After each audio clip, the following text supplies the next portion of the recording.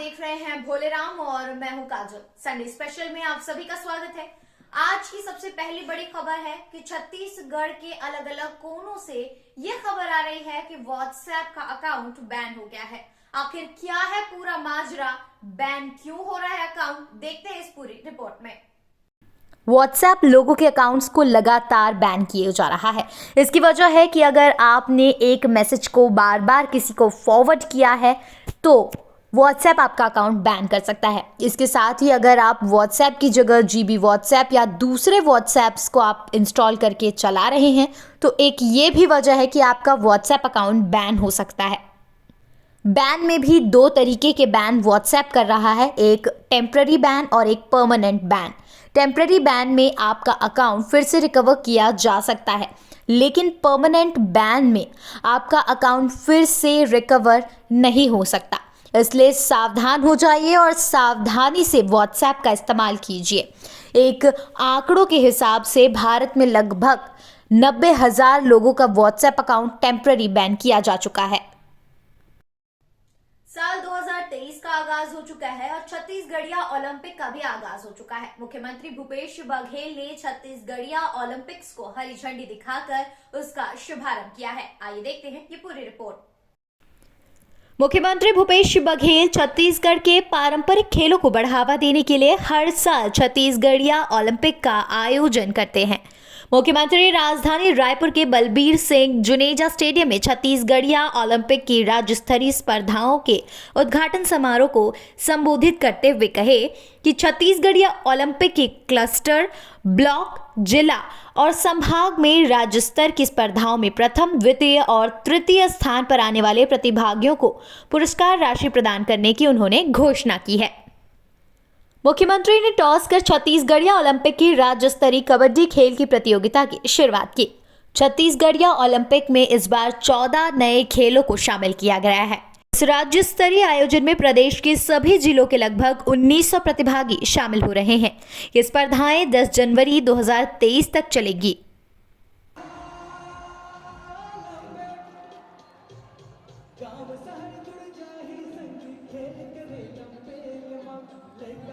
अभी तक एक गांव पंचायत स्तर पे, क्लस्टर स्तर पे, ब्लॉक, जिला, संभाग स्तर और अब अंतिम पायदान में सारे खिलाड़ी पहुंचे हैं। लगभग 26 लाख लोगों ने भाग लिया।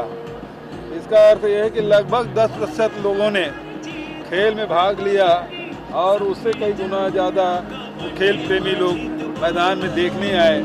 ये बहुत बड़ी बात है और छत्तीसगढ़िया ओलंपिक को सब लोगों ने हाथों हाथ लिया है।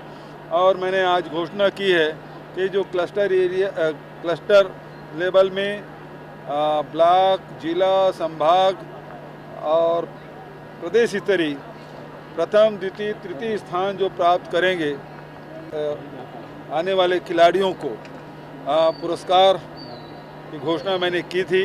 अभी तक के अनाउंस नहीं हुआ था। कुछ मायूसी थी, जो खिलाड़ी प्रथम, द्वितीय, तृतीय स्थान आए थे तो उन लोगों ने मेहनत की, सफलता हासिल की तो राज्य शासन की ओर से उनके पुरस्कार की भी व्यवस्था की गई है। सीएम भूपेश बघेल ने एक बार फिर पीएम नरेंद्र मोदी को पत्र लिखा है। पत्र में उन्होंने मध्याह्न भोजन और राष्ट्रीय खाद्य सुरक्षा अधिनियम जैसे महत्वपूर्ण बिंदुओं को दर्शाया है। आइए देखते हैं पूरी रिपोर्ट। प्रधानमंत्री नरेंद्र मोदी को मुख्यमंत्री भूपेश बघेल ने पत्र लिखकर उनसे मिलेट फसलों के उत्पादन एवं उपभोग को बढ़ावा देने के लिए जन आंदोलन बनाने की पहल करने का आग्रह किया है। राजधानी के साइंस कॉलेज ग्राउंड पर बन रहे चौपाटी को लेकर बीजेपी ने विरोध किया है, जिस पर नगर निगम ने अपनी प्रतिक्रिया साझा की थी, जिस पर बीजेपी ने हमला बोल दिया है। आइए देखते हैं क्या है पूरा मामला। भाजपा के प्रदेश प्रवक्ता राजेश मूणत ने चौपाटी निर्माण को अवैध बताते हुए कहा कि क्षेत्र में ग्रीन कॉरिडोर में किसी प्रकार के ठोस या अस्थायी निर्माण की कोई योजना नहीं है।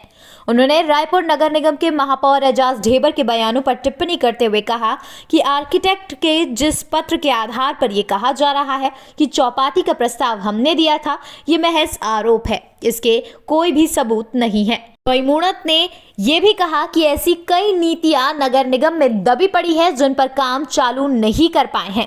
उन्होंने तेलीबांधा का जिक्र करते हुए कहा कि आपके सामने बिना टेंडर के कार्य आवंटन किया गया, फिर उसकी लीपा पोती के लिए पहले कहा कि क्रेडा से किया जा रहा है, फिर कहते हैं कि स्मार्ट सिटी से किया जा रहा है। महापौर ढेबर के 3 वक्तव्य और तीनों की अलग अलग दिशा ये बताती है कि सब गोलमाल है।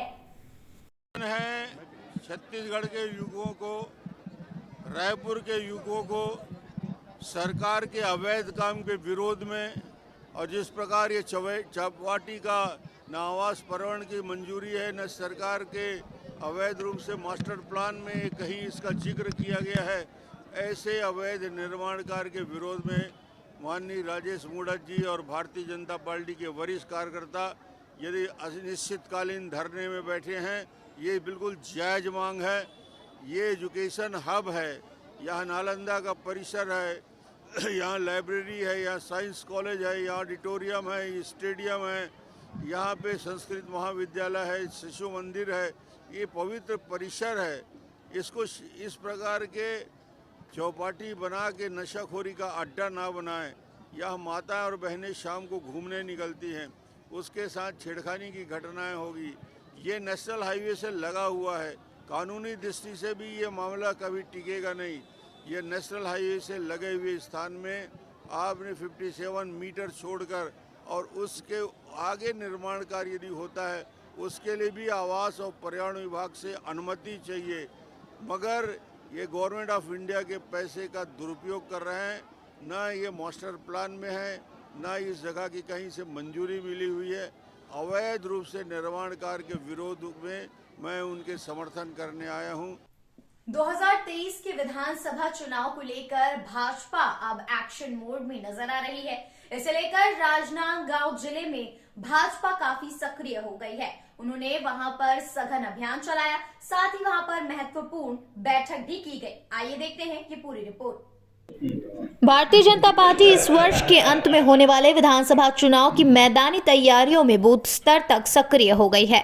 आज राजनांदगांव जिले के सभी विधानसभा सीटों के लिए 150 से अधिक शक्ति केंद्रों के बूथों पर भाजपा के दिग्गज नेता उतरे।